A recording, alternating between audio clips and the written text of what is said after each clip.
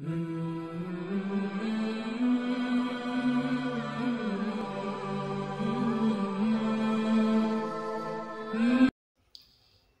موسا اشعری رضی اللہ تعالیٰ عنہ نے بیان کیا کہ ہم نبی کریم صلی اللہ علیہ وسلم کے ساتھ ایک سفر میں تھے، اور جب ہم بلندی پر چڑھتے تو زور سے چلا کر تکبیر کہتے۔ اس پر نبی کریم صلی اللہ علیہ وسلم نے فرمایا کہ لوگو، اپنے اوپر رحم کھاؤ، اللہ بہرا نہیں ہے اور نہ وہ کہیں دور ہے، تم ایک بہت سننے، بہت واقف کار اور قریب رہنے والی ذات کو بلاتے ہو۔